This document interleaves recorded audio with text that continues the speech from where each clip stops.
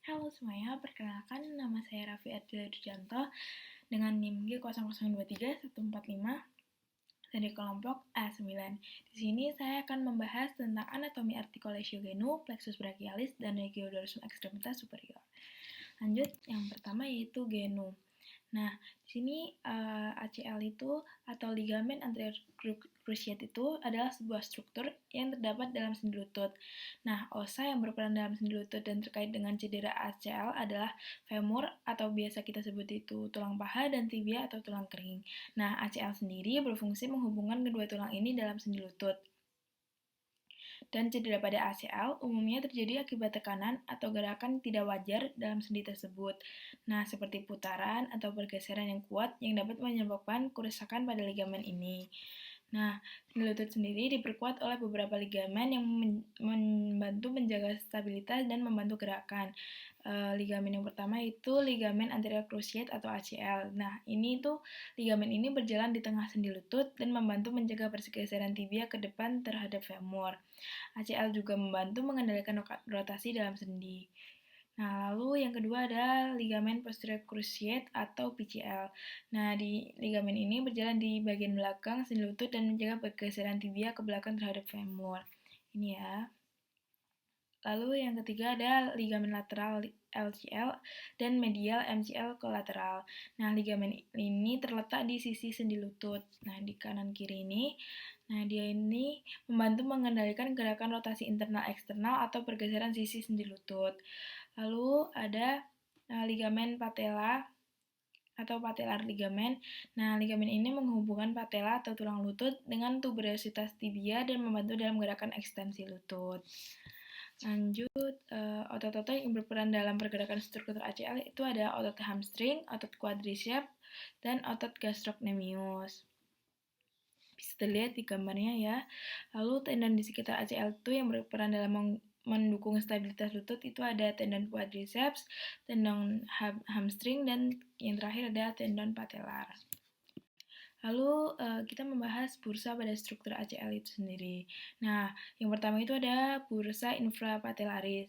Nah, bursa infrapatellaris ini berada di bawah patella dan mengandung cairan yang membantu melumasi sendi lutut dan melindungi tulang patella dari gesekan. Nah, yang kedua ada bursa suprapatellaris. Nah, bursa suprapatellar ini membungkus patella atau sendi lutut dan umumnya dibagi menjadi beberapa bursa. Yang pertama ada suprapatellar medial, berarti di bagian medial sendi lutut atau sekitar patella. Lalu ada bursa suprapatellar lateral. Nah, ini di bagian lateral atau di sekitar patella. Lalu ada bursa suprapatellar superior. Nah, di atas patella atau sekitar sendi lutut gitu. Lalu lanjut ke vaskularisasinya. Seperti biasa ada arteri dan vena. Nah, yang arteri ini yang pertama ada arteri popliteal. Nah, arteri popliteal ini dia memasok darah yang kayak oksigen ke otot-otot yang bertanggung jawab untuk gerakan lutut. Nah, dia ini adalah arteri utama di bawah lutut ya. Nah, cedera ACL dapat mempengaruhi arteri popliteal dengan mempengaruhi aliran darah dan tekanan darah yang dapat menyebabkan kerusuhan pada arteri ini. Lalu yang kedua ada arteri fibular. Nah, dia ini memasok darah ke bagian bawah kaki. Nah, dia ini cedera ACL dapat mempengaruhi arteri fibular dengan menghalangi atau mempengaruhi aliran darah dari ke arteri fibular. Lalu yang ketiga ada arteri tibialis posterior.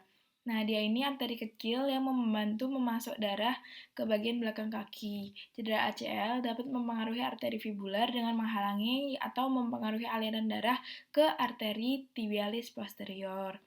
Lalu pada vena ada dua, popliteal dan fibular. Kalau popliteal sendiri itu vena utama di bawah lutut yang membantu mengembalikan darah ke jantung dari kaki. Nah, dia ini cedera ACL dapat mempengaruhi vena popliteal dengan mempengaruhi aliran darah dan tekanan darah. Lalu vena fibular. Vena fibular ini vena kecil yang membantu mengembalikan darah ke jantung dari kaki. Cedera ACL sendiri dapat mempengaruhi vena fibular dengan menghalangi atau mempengaruhi aliran darah ke vena fibular yang dapat menyebabkan kerusakan pada vena fibular sendiri. Lanjut kita ke bagian plexus brachialis. Ini pangkal dari serabut syaraf yang berasal dari medula spinalis yang mempersyarafi ekstremitas superior. Nah, plexus brachialis berasal dari ramus anterior radix saraf coste 5 thoracica 1. Plexus brachialis adalah sebuah jaringan saraf dari tulang belakang yang berasal dari belakang leher meluas ke aksila. Nah, plexus brachialis dibentuk oleh penyatuan dari kelima bagian saraf, yaitu dimulai dari 5 rami ventral dari nervus spinal. Ramus tersebut akan bercabang membentuk 3 trunkus, yaitu trunkus superior, coste 5 dan coste 6, trunkus inferior, coste 7, dan trunkus medialis, coste 8, dan thoracica 1. Nah, plexus brachialis dibentuk dari nervus spinalis atau akar spinalis, yaitu penggabungan dari akar ventralis atau motorik dan dorsalis untuk sensorik ketika mereka melewati foramen spinalis. Nah, ganglion akar dorsalis mengandung badan sel dari saraf sensorik, sedangkan badan sel dari ventralis di dalam medula spinalis. Nah, fungsi dari plexus brachialis yaitu persyarafan sensoris kulit ke struktur dalam seperti sendi, persyarafan motoris ke otot-otot, kemudian mempengaruhi garis tengah pembuluh darah melalui syaraf vasomotor simpatis dan sekremotor parasimpatis yang mempersyarafi kelenjar keringat. Nah, ini untuk gambar plexus brachialis bagian-bagiannya. Lalu, plexus brachialis bertanggung jawab atas inervasi otot dan kulit lengan atas dan sebagian dari lengan bawah. Nah, proses pembentukan plexus brachialis melibatkan serangkaian struktur yang berurutan, ramus, trunkus, divisi, korda, dan akhirnya bercabang saraf nervus gitu. Lalu nervus yang keluar dari plexus brachialis. Bagian-bagian plexus brachialis dari medial ke lateral adalah radices, trunci, divisi, dan fasciculi. Semua nervi utama yang mempersyarafi ekstremitas superior berasal dari plexus brachialis, kebanyakan dari fascikulinya. Oke, lanjut ke fascikulinya. Nah, 3 fasciculus plexus brachialis berasal dari divisi-divisi dan terkait dengan arteria axillaris bagian kedua. Nah, yang pertama ada fasciculus lateralis. Nah, dia ini hasil dari penggabungan divisi anterior trunci, superior, dan medius sehingga memiliki kontribusi dari coste 5 sampai coste 7, terletak di lateral dari arteria axillaris bagian kedua. Lalu untuk fasciculus medialis berada di medial dari arteria axillaris bagian kedua dan merupakan kelanjutan dari divisi anterior truncus inferior. Nah, fasciculus medius mendapat kontribusi dari coste 8 dan thoracica 1. Lalu pada fasciculus posterior berada di posterior dari arteria axillaris bagian kedua dan berasal dari gabungan 3 divisi posterior. Nah, fasciculus posterior mendapatkan kontribusi dari semua radix plexus brachialis coste 5 thoracica 1. Nah, nervi perifer utama ekstremitas superior kebanyakan berasal dari fasciculi plexus brachialis. Umumnya, nervi yang terkait dengan kompartemen anterior ekstremitas superior muncul dari fasciculi medialis dan lateralis, dan juga nervi yang terkait dengan kompartemen posterior berasal dari fasciculus posterior. Lanjut, cabang-cabang fasciculus lateralis. Nah, yang pertama ada nervus pectoralis lateralis. Nah, dia ini cabang paling proksimal dari fasciculus lateralis. Ini dia kan di sini, dia paling atas. Nah, dia ini nervus ini lewat di anterior bersama dengan arteria thoracoacromialis untuk menembus fascia clavipectoral yang membentang pada celah di antara musculus subclavius dan musculus pectoralis minor dan mempersyarafi musculus pectoralis mayor. Nah, lanjut ada nervus musculocutaneus. Nah, dia ini cabang terminal besar fasciculus lateralis. Nervus ini lewat ke lateral untuk menembus musculus coracobrachialis dan lewat di antara musculus biceps brachii dan musculus brachialis di brachium dan mempersyarafi 3 musculus di kompartemen anterior brachium dan berakhir sebagai nervus cutaneus antebrachii lateralis. Lalu terakhir ada radix lateralis nervus medianus. Nah, dia ini cabang terminal terbesar fasciculus lateralis dan lewat ke medial untuk bergabung dengan cabang yang serupa dari fasciculus medialis untuk membentuk nervus medianus. Nah, ini untuk gambar yang lebih jelasnya. Lalu lanjut cabang-cabang fasciculus posterior. Ada 5 nervus yang berasal dari fasciculus posterior plexus brachialis sendiri. Nah, yang pertama ada nervus subscapularis superior, lalu ada thoracoldorsalis, lalu yang ketiga ada subscapularis inferior, lalu ada nervus axillaris, yang terakhir ada nervus radialis. Nah, semua nervus di kelima tadi, kecuali nervus radialis, mempersyarafi muskul yang terkait dengan dinding posterior regio-axillaris. Nervus subscapularis, nervus thoracoldorsalis, dan nervus subscapularis inferior secara berturut-turut berasal dari fasciculus posterior dan melintas langsung ke dalam muskul yang terkait dengan dinding posterior regio-axillaris. Nervus ini mempersyarafi musculus latissimus dorsi. Nervus subscapularis inferior berada di inferior sepanjang dinding posterior regio-axillaris dan mempersyarafi musculus subscapularis dan musculus teres mayor. Lalu ada nervus axillaris dari fasciculus posterior dan melintas ke inferior dan lateral sepanjang dinding posterior untuk keluar dari regio axillaris melalui spatium quadrangularis. Nervus ini melintas ke posterior di sekitar kolum chirurgicum humeri dan mempersyarafi musculus deltoideus dan musculus teres minor. Nah, nervus radialis sendiri adalah cabang terminal terbesar fasciculus posterior. Nervus ini keluar dari regio axillaris dan masuk ke kompartemen posterior brachium dengan melewati interval triangularis di antara inferior musculus teres mayor, caput longus musculus triceps brachii, dan corpus humeri. Nah, nervus radialis dan cabang-cabangnya mempersyarafi yang pertama ada semua muskulus di kompartemen posterior brachium dan antebrachium, kulit sisi posterior brachium dan antebrachium, lalu permukaan lateral brachium bagian bawah dan permukaan dorsolateral manus. Lalu nervi yang keluar dari plexus brachialis menginervasi berbagai otot di lengan. Kalau didasarkan fungsi motoriknya ada 7. Yang pertama yaitu otot flexor, yaitu bicep brachii dan brachialis. Nah, dia ini berperan dalam fleksi lengan. Lalu ada otot extensor. Dia ada triceps brachii, dia itu berperan membantu dalam ekstensi lengan. Lalu otot pronator. Otot pronator itu ada otot pronator teres dan pronator quadratus yang membantu dalam pronasi pergelangan tangan. Lalu ada otot supinator. Otot supinator terletak di lengan dan membantu dalam supinasi pergelangan tangan. Lalu yang kelima ada otot abduktor dan adduktor. Nah, ini itu otot deltoid yang berperan mengangkat lengan dari sisi tubuh, dan otot pectoralis major yang membawa lengan kembali ke lengan tubuh.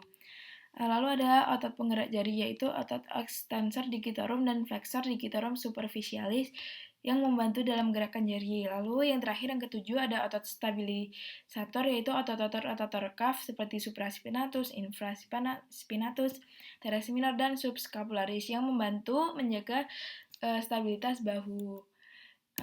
Terus buat regiodorsum, aku kasih singkatan itu tali, roro, lele. Nah, dia itu kan ada 5. Yang pertama itu ta itu trapezius, kedua itu li itu latissimus dorsi, habis itu ro yang pertama itu rhomboid mayor, yang keempat itu rhomboid minor, habis itu yang terakhir itu lele itu levator scapulae. Nah, untuk tempat-tempatnya ini bisa dilihat di gambar. Nah, ini apa bedanya rhomboid mayor minor? Nah, ini kan rhomboid minor tuh lebih atas. Nah, dia di antara mereka itu ada kayak garis. Di antara mereka tuh kayak ada garis. Nah, garisnya ini yang memisahkan antara rhomboid mayor sama minor. Jadi si minor tuh lebih kecil, tapi dia lebih tempatnya tuh lebih atas daripada si mayor, tapi dia lebih kecil bentuknya. Makanya dia namanya rhomboid minor. Gitu. Terus lanjut. Lalu origo yang pertama dari musculi trapezius, yaitu origonya protuberantia, occipitalis externa, prospinosus vertebrae costae 7 dan semua vertebrae thoracica, lalu dia di insertio clavicula, acromion, spina, scapula. Fungsinya dia itu rotasi dan abduksi scapula, fleksi brachium. Nah, dia diinervasi oleh nervus accessorius. Lalu ada yang kedua, ada musculus latissimus dorsi. Dia origonya di prospinosus vertebrae thoracica 7-12, spina iliaca, dan coste bagian bawah. Insersionya di sulcus intertubercularis humeri dan fungsinya ekstensi, aduksi, dan endorotasi brachium. Dia diinervasi oleh nervus thoracica. Lalu ada musculus rhomboideus major, yaitu di origonya itu prospinosus vertebrae thoracica 2-5. Lalu dia insersionya oleh margo medialis scapula, fungsinya untuk mengangkat dan adduksi scapula. Dia diinervasi oleh nervus dorsalis scapula. Lalu yang keempat ada musculus rhomboideus minor. Ya, origonya di prospinosus vertebrae coste 7 dan vertebrae thoracica 1. Insersionya margo medialis scapula dan fungsinya untuk mengangkat dan adduksi scapula. Inervasinya dia diinervasi oleh nervus dorsalis scapula. Lalu musculus levator scapula, dia itu origonya proximus transversus vertebrae coste 1-4. Lalu insersionya margo medialis scapulae, angulus superior, fungsinya untuk mengangkat bagian medial, menarik bahu ke belakang. Lalu dia diinervasi oleh nervus dorsalis scapulae. Lalu yang ada yang namanya wing scapula. Dia itu lesi atau cedera pada nervus thoracalis longus. Nah, ini yang di bagian sini. Nah, dia ini adalah kondisi di mana scapula tampak menonjol dari bagian belakang pada bagian medial, atau dalam beberapa kasus itu ada di lateral juga, sehingga sesuai namanya membentuk penampakan bersayap. Jadi dia menonjol dan kelihatannya itu kayak bersayap gitu. Posisi scapulanya ini tidak normal. Nah, ini dapat menyediakan terbatasnya aktivitas fungsional pada ekstremitas atas. Nah, rentang gerak yang paling sering terkena adalah abduksi dan fleksi ekstremitas atas. Nah, jadi kalau kita terkena, kita dalam melakukan abduksi dan fleksi ekstremitas atas itu kita kayak terganggu dan kurang maksimal. Nah, lalu wing scapula ini paling umumnya disebabkan oleh kerusakan atau gangguan persyarafan pada musculus serratus anterior yang dipersyarafi nervus thoracalis longus. Nah, saraf ini dapat rusak atau terbentur sehingga menyebabkan musculus serratus anterior ini tidak dapat berfungsi. Disfungsi ini mengakibatkan batas medial scapula tampak seperti bersayap. Nah, ini. Jadi dari bagian belakang kan kelihatan bersayap ya. Lalu rusak atau terbenturnya nervus thoracalis longus ini menyebabkan penampakan seperti sayap tersebut karena musculus serratus anterior menempel pada aspek medial scapula dan menahannya pada tulang rusuk posterior. Nah, sebagian besar kasus kelumpuhan musculus serratus anterior dapat sembuh dengan sendirinya dalam waktu 24 bulan. Walaupun jarang ya. Selain itu ada wing scapula yang disebabkan karena kerusakan atau kelumpuhan pada musculus trapezius atau musculus rhomboid yang dapat menyebabkan scapula ini melebar ke bagian lateral. Nah, hal ini terjadi karena musculus trapezius di sini tadi sendiri berfungsi untuk mengangkat, menarik, dan memutar scapula. Ini untuk contoh gambar kayak terlihat bersayap. Nah, ini musculus serratus anteriornya di sini. Nah, baik. Terima kasih. Sekian dari saya. Kurang lebihnya mohon maaf. Terima kasih.